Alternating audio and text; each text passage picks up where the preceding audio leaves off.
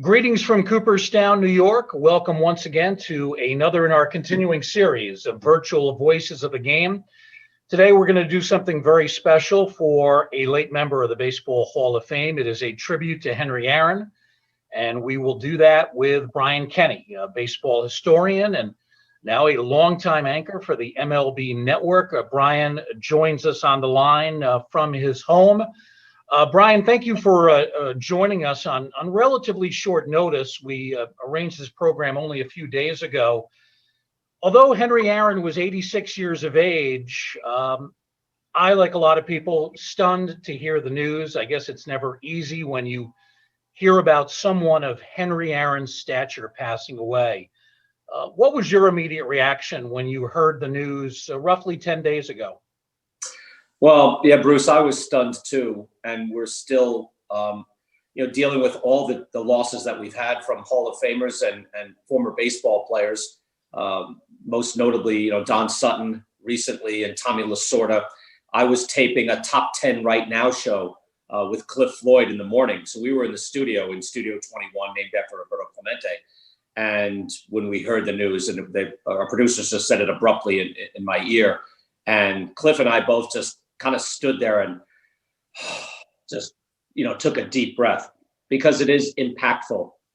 Even though it's very much on our minds, how many, and again, Bruce, we talked about this over the weekend, to think of Tom Seaver, Lou Brock, Bob Gibson, Joe Morgan. I can't believe that we've lost these men over the past year, and to have Hank Aaron on top of that, a monumental figure in American history, not just baseball history.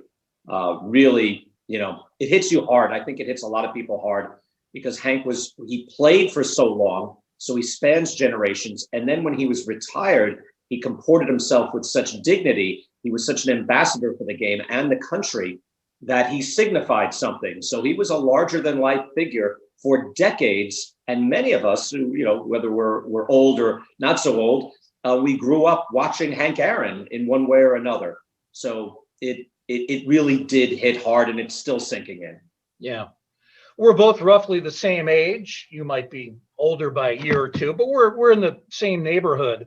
So we both saw Hank Aaron play. We saw him live, or at least on television, toward the end of his career, but he was still a very fine player, really almost up until the end. The year that he broke the Babe's home run record, 1974, he put up huge numbers for the Atlanta Braves. He also had put up a huge season in 1973. So when you've seen a Hall of Famer and you remember, you have those memories still with you, yeah, it does hit even harder. We're going to talk a lot more about the late Henry Aaron with Brian Kenny. First thing, though, that we want to do is we want to present to you a video. It was actually an interview that was done a week ago today.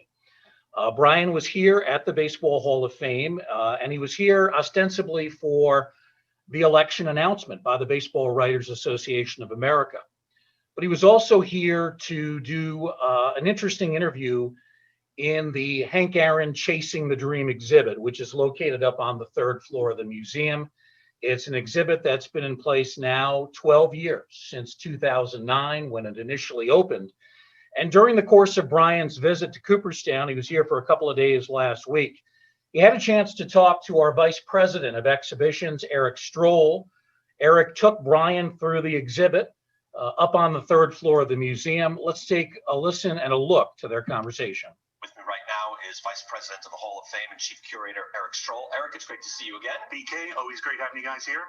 We've known each other for a quarter of a century now. Coming up almost, here, yeah. looking at this. But so this is.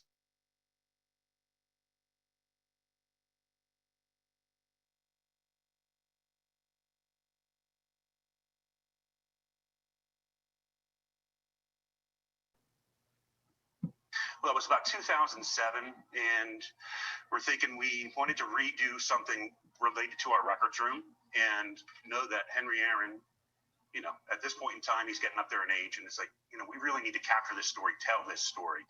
And when you think about the fact that, had an exhibit for Babe Ruth, if there's any other player that was worthy of having their own exhibit. All the Hall of Famers are unbelievable players, but we're talking about two guys who transcended sport to become cultural icons. Impact was awesome on the field, but what they did off the field was just as important.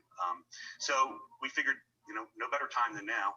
So in 2007, we started that process and went and visited Henry and looked at all we had for him. In 2009, ended up opening this Chasing the Dream exhibit as the first part of the Hank Aaron Gallery, which includes the records room behind us. There's a lot going on over here, so we're going to take a look over here right now.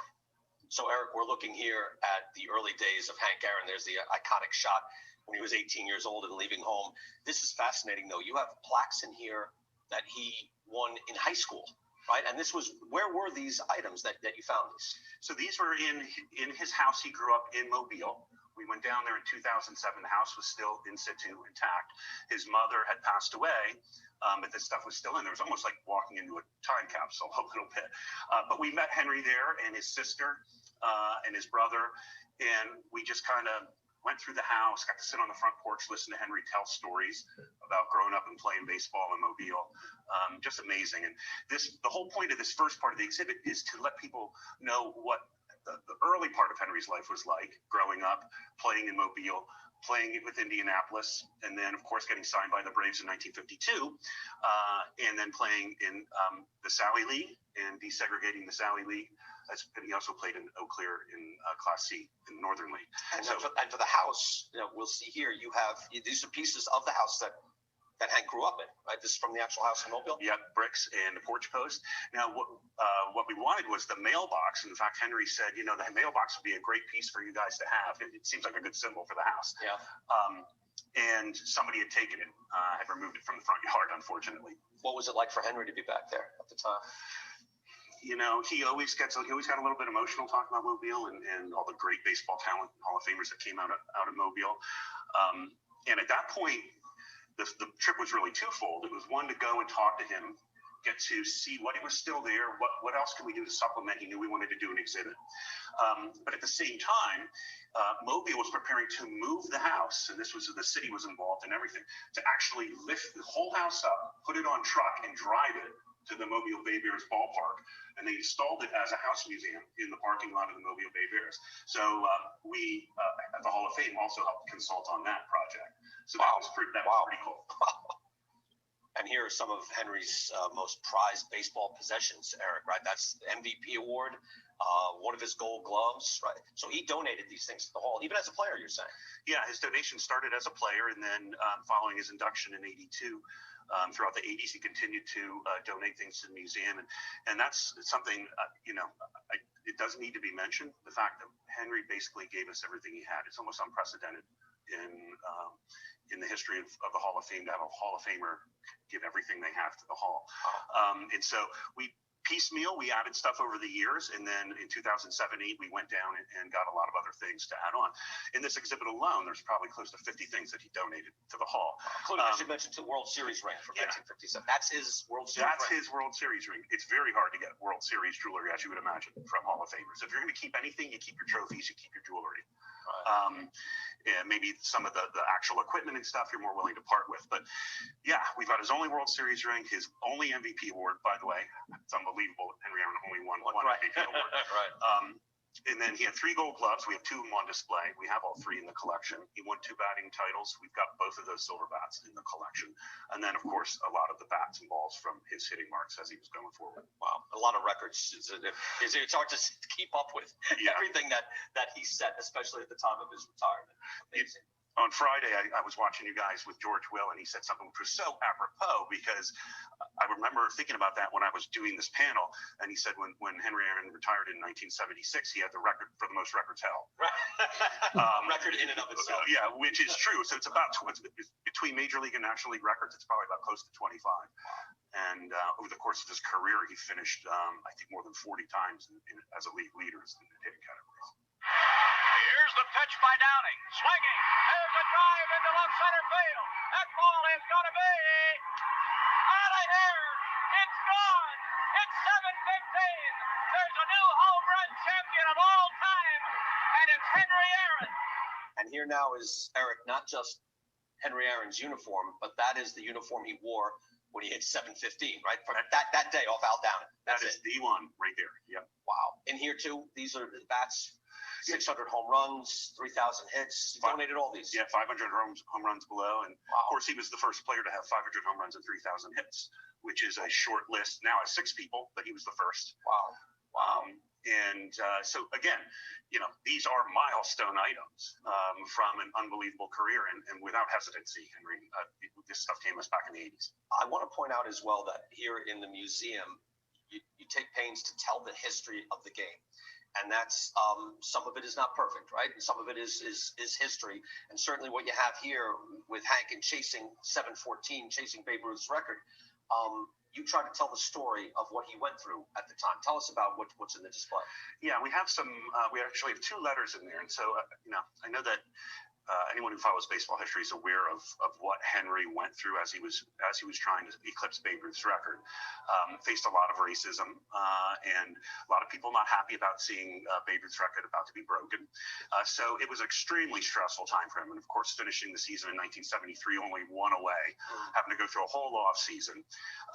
And so we knew we wanted to tell that part of the story. We didn't have anything in the collection. So we asked Henry, and this was actually back all the way for our Baseballs America exhibit. We got this stuff prior to doing this exhibit.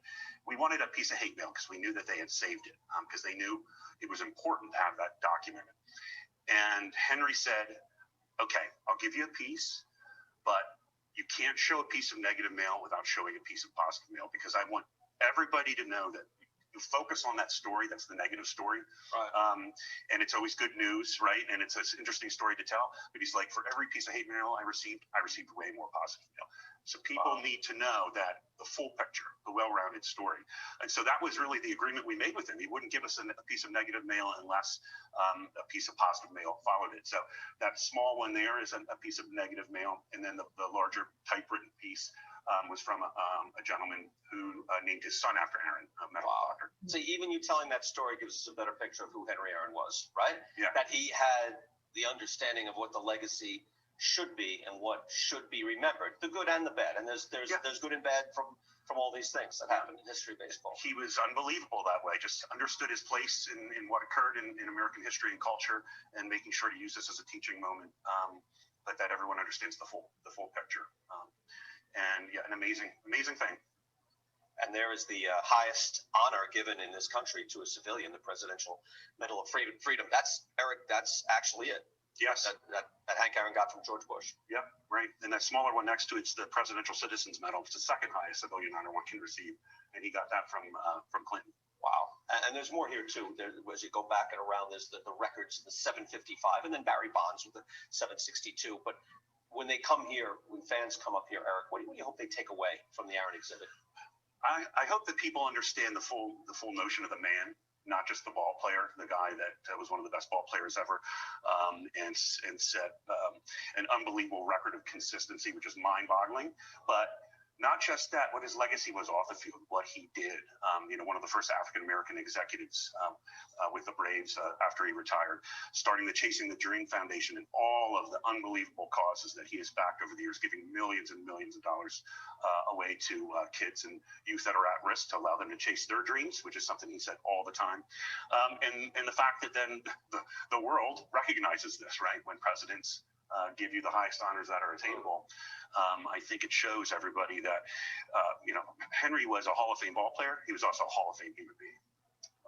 Wonderful, Erik. And I think even just seeing that Aaron used his iconic status as a springboard to fight racial intolerance. And I hope, people who are our age, we know how big Hank Aaron was. And it's easy to tell how Henry Aaron, anytime you ever saw him, it was so big. And he was just here just in 2019. And, but you hope that, and that's the importance of the Hall of Fame, right? Is that the next generation, you can tell them, wait, you should know about Henry Aaron. Yeah, that's important. This is going to be here for all posterity. That's why the Hall of Fame is important, and we will keep these stories alive for generations. Yeah. Excellent. Erik, great seeing you again. Thank you so much. Awesome seeing you. Again, that video was from roughly 1 week ago when Brian was here at the museum with our Vice President and Chief Curator, Erik Strohl. Looking at that video, and I've seen it a couple of times now, Brian, I'm really struck by kind of your reaction throughout the video. you really were genuinely awestruck looking at the exhibit, seeing those congressional medals and the World Series ring and all that other. It's incredible, the kinds of things that he has donated. And it was almost as if you were reacting to a Hall of Famer being with you. You were awestruck, right? Brian, I'm going to ask you to unmute yourself because you are muted. Oh, let's see. Okay. There we go. How's that, Bruce? We're going in and out. You're back with us. Okay. You were genuinely awestruck, right? I mean, I'm not exaggerating. No question. It's a wonderful exhibit, Bruce. And to be there and to be able to walk around in it and spend some time reading about it, it really takes you back in time, and it rekindles a lot of memories. I learned a lot of things. You think you know everything about Hank Aaron if you're a big baseball fan and if you spend your life studying baseball the way I do. But no, I learned a lot there. And even, I mean, think of that, what Erik said, when he has the wherewithal to make sure, wait a second, I did get hate mail, but I got support, I got love. I want to make sure that gets out too. Knowing how, I mean, and think about it in this day and age, how important that is, that yes, that's out there, but there's love and support as well. Be aware of both things happening at the same time. You know, he was somebody that really could have dwelled on that aspect, and he did talk about it at times, but I didn't really get the sense that he was overly bitter. He could have been, but he wasn't. No, never bitter. Handled everything with grace and class, and that's again, early 1970s in the kind of a tumultuous time in U.S. history. At that point, Watergate is still going on. Vietnam is still happening. We're still in Vietnam. Obviously, civil rights struggle is still ongoing. And there he was, facing this hatred when it should have just been a celebration. And yet he handled it with such dignity and such grace, and not fanning the flames, but doing his job and doing it and rising above. And he did that as well with Barry Bonds breaking his record, if you recall, because he was kind of being brought into that, and how best to handle that, given that at that point, by the time he was breaking Hank's record, we knew he was doing it with the aid of performance-enhancing drugs. But, Hank took pains not to denounce Bonds, didn't overly celebrate it, but handled himself just the way you would hope someone would, a legend would. And Hank Aaron was that big, always rising above, always handling things with dignity. Brian, I put up on the screen one of my favorite photos that we have in the collection here at the Hall of Fame. It's from the mid-1960s. It's one of the All-Star games. Roberto Clemente on the left, Willie Mays in the center, Hank Aaron on the right. And when we do our civil rights educational program with students, I show them this picture. And I talk about how this might not have happened, or how this picture might have been delayed if not for Jackie Robinson and his contributions and essentially clearing the way, opening the door for these other players. And this also kind of goes back to what we were talking about earlier. We're not old enough to have seen Babe Ruth. We're not old enough to have seen Joe DiMaggio. I don't remember seeing Mickey Mantle.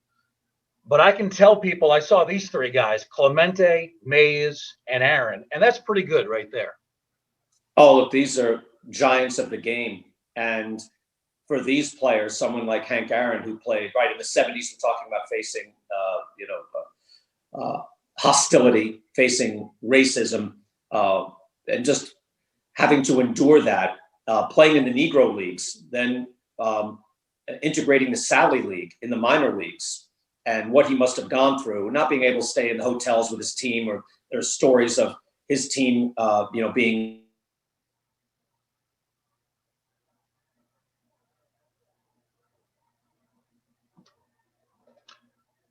I think we may have lost Brian for a moment, so we'll hopefully regain the connection. Talking and about here he is, photograph. Brian, we lost you for a moment. I'm going to ask you to maybe repeat the last couple of sentences because we did lose you momentarily there.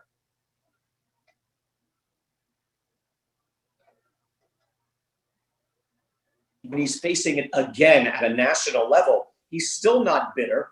He's still not hardened. I'm sure it hardened him somewhat. There's no question it had to have, but it didn't affect the way he reacted to things. So, yeah, you can only imagine what those three men had to face in their lives especially early in their careers. And excuse me, Roberto Clemente, again, coming up and facing, being, constantly kind of getting labels anytime he was hurt and not being able to play, that, well, he's lazy. This is what, he's like, this is what his people are like. They don't have the same industriousness. He won't run as hard, when in fact, it's funny. You look at the running statistics, we could do this now with analytics and just a study of the numbers that are there. Those three players, they took an extra base at like among the highest rates in the history of the game. They were among the best and most aggressive base runners in the history of baseball. And yet they had to face this label of, well, do they work as hard as the white ball player? So the players that came up through that era, the 1950s, and then because they were so great playing through the 70s, it's hard to imagine in this day and age what they went through. There's a lot of common points, Brian, between these three players, but there's also a bit of a contrast. Clemente was a flashy player with the basket catch, and he had this very almost exaggerated way of running the bases with his arms and legs flailing in different directions. Willie Mays also used the basket catch. Willie was a showman on the field. Hank was really not. He was more of a model of efficiency. He was not a flashy player, which is maybe one of the reasons why we tend to underrate Hank Aaron, despite all of the statistical evidence to the contrary.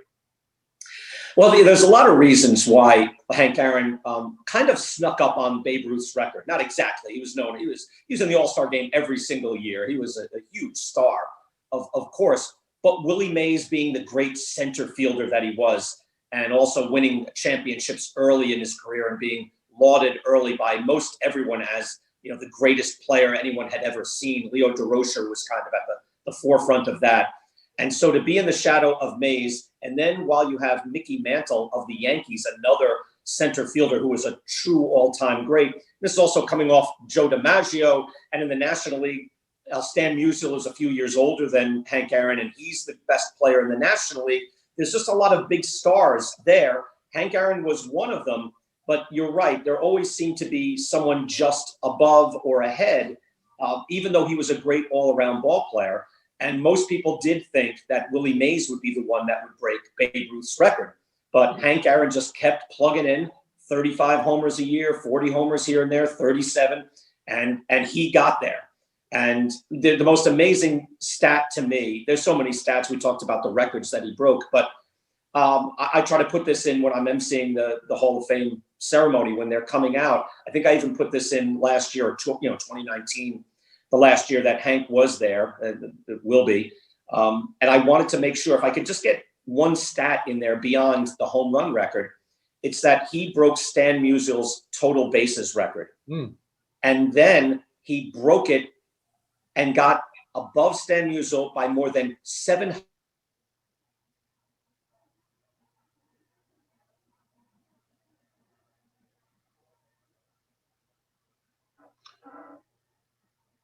We've lost Brian for the moment, but we will continue with him. I don't know who ever breaks that.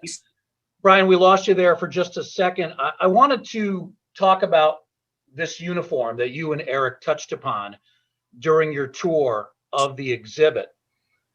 We see the jersey on the left. We see the complete uniform displayed in the glass casing on the right. It was April 8th, 1974. I was 9 years old, but I do remember watching this game. NBC did a special broadcast on a Monday night. You were young as well. Were you able to watch this moment live when he broke the Babe's record with number 715? Oh, yeah, absolutely. I was watching at home in the living room, yeah. So your parents let you stay up a little bit late. It was after 9 o'clock on the East Coast, and that was a big deal back then. Was it? Yeah, I don't even remember it being that late, but I remember watching. I mean, back then, the nation was watching. Of course you were watching that. So, yeah, I remember that moment. I remember, too, getting my baseball card that year, and it was said the new home run king, Henry Aaron. And I thought, he hasn't done it yet. How do they know? How can they print that? I was thinking, wait, he hasn't broken the record. It was like, well, he's going to break the record. I'm like, well, I hope so. And, of course, he broke it very early in the season. But it was the biggest news at the time. And it felt like I was watching it. All my friends were watching it. It's what we talked about baseball on a daily basis. You know, it's funny you mentioned that baseball card that Topps put out. They took a little bit of a chance. What if Aaron had suffered a broken leg, a season-ending injury on opening day? That card would have been good for, I guess, another year. I really, it did take guts on their part to do it, that he's not on the precipice, but that by opening week, he will have passed it. They took a leap, but if you're going to bet on someone, right, to do the job, it's Hank Aaron, and he did it. Even though we were both very young at the time, we recognized this was a huge deal for a major network, one of the three networks at the time, NBC, to do a special broadcast on a Monday night. Monday Night Baseball, you know, wouldn't be invented for several more years on ABC. This was unheard of for a major network to alter its primetime lineup to air a baseball game in prime time during the week was incredible. That is interesting. See, I was even thinking, Bruce, that I remember Monday Night Baseball late, but you're right, later in the decade. So it really brings us back to a time when, you know, we would focus on certain things, and you know, Hank Aaron was one of the biggest stars in the country, probably at that point the biggest star in the country, and that's across the board entertainment and everything else. And the stars were bigger. There were fewer of them, and they were bigger.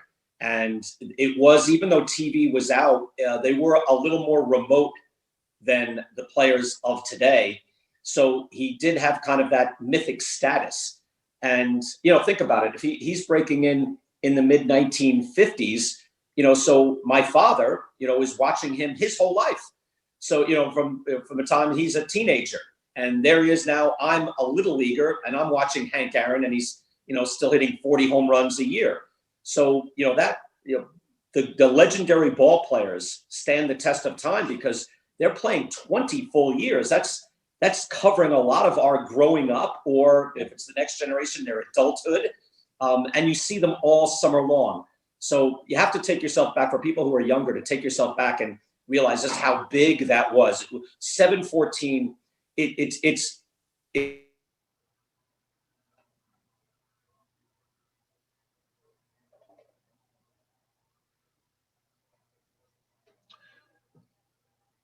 Want to jump ahead and show one more artifact from that incredible game, April 8th, 1974.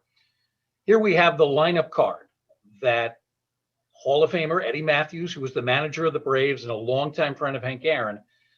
This is the lineup card that Eddie Matthews filled out that day. We have in our collection here at the Baseball Hall of Fame. And Brian, as you look at the lineup card, some great names jump out at you. The Roadrunner, Ralph Garr, Darrell Evans, Dusty Baker, Davey Johnson. This has got to bring back some memories for you. Yeah, Ralph Garr too. Back then, I remember Ralph very well. Ralph was at Shea Stadium when Ralph Garr hit that fly ball between who is it? Don Hahn and George Theodore, where they collided. And years later, I was there as a, you know, I'm a little leaguer watching this game, and I see the two Met outfielders collide. They both got knocked cold. Ralph Garr circles the bases. Years later, I interviewed Ralph Garr, and I said, Ralph, I was at that game. I said, and I just looked to the base paths to see, you know, where's the base runner? Like, but you're focusing your attention on the outfielders. Where's the base runner? And all I saw was equipment all around the bases. Ralph Garr had like left pieces of equipment circling the bases. Yeah. He goes, I was mad. They put me back on second base. And I said, that's outrageous, Ralph. So I said, hey, that should be an inside the park home run. He goes, nope, they put me back on second base. So yeah, Ralph Garr was like the kind of the quintessential 70s leadoff hitter back then.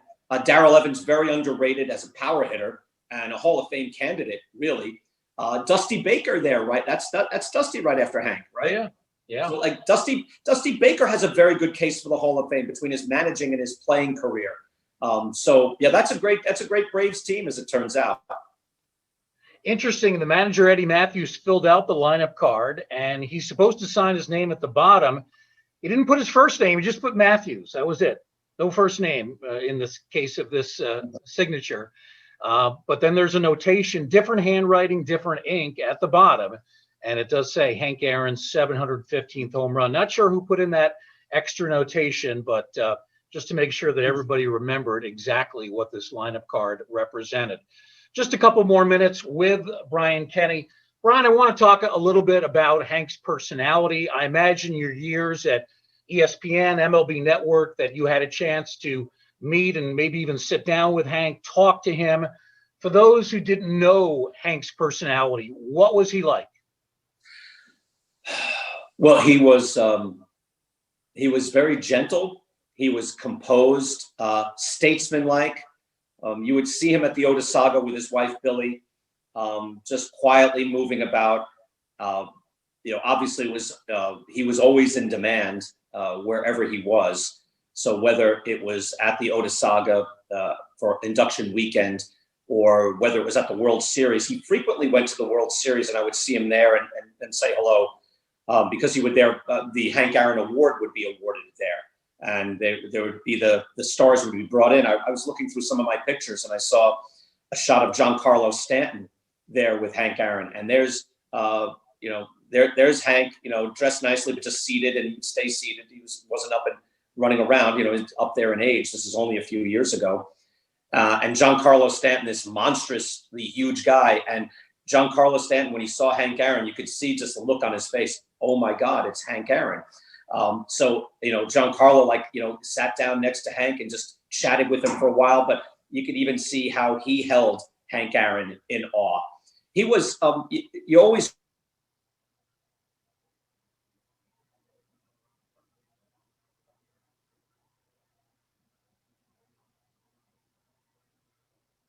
We'll see if we can stay with this for a moment longer. We want Brian to be speaking to him, even though he was always. Brian, we lost you for just a second there. Could we just have you recap the last sentence or two?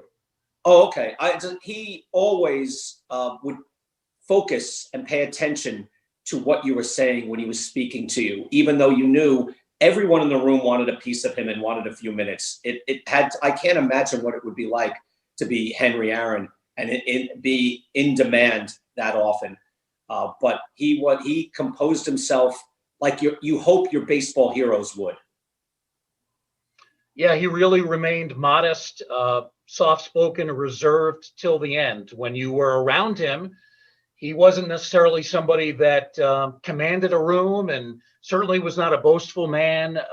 If you didn't know much about Hank Aaron going in, you'd never think, this man's the home run king. This man is the guy who broke Babe Ruth's record. His personality was always in check, always very reserved and under control. Brian, I want to thank you very much. I just throw in, always, right. There was just a natural humility to Hank. And I think that's why I described it. I did an essay on MLB Now the day I got back, I think the day after, or maybe it was the day Hank had passed, actually, I'm sorry. And I tried to summon up my memories of that 2019 induction ceremony when I introduced Hank. And I gave him a little extra long introduction. I paused here and there, and I heard the swelling of the crowd start to build. And it was just this thunderous roar through the hills up there at the Clark Center, where just a well-deserved applause, a roar from the crowd came out. And I think a lot of it was because he's not asking for the attention. He doesn't clamor for it. He doesn't demand it, but he deserves it. And I felt that with those are real hardcore baseball fans that are up there in induction weekend.